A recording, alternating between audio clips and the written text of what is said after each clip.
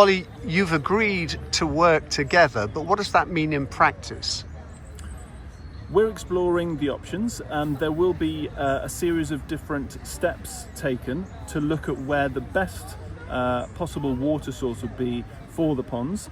Different options are being explored. That means collaboration between Wessex Water and the council. There will then be a later phase where we look at restoring the pond itself in terms of the biodiversity.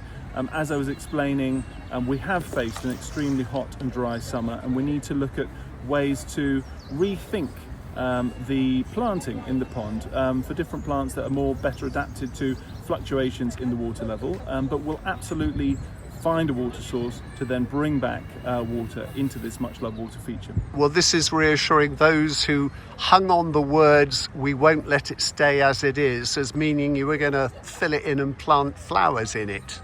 Absolutely not. We are looking very closely at where the best water source would be.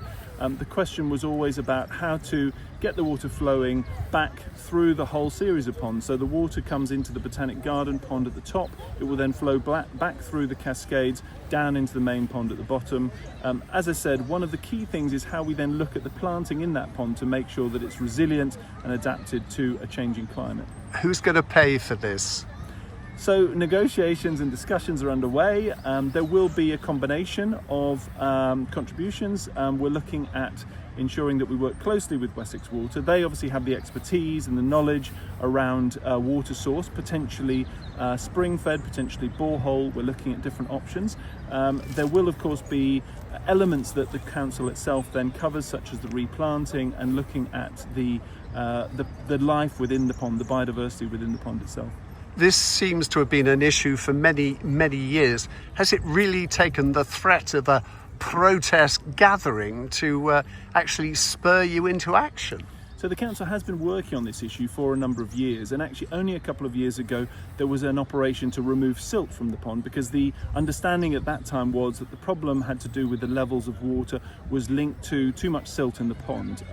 Once we remove that silt is now being levelled out and will provide nourishment to the grass and wildflowers in the park itself.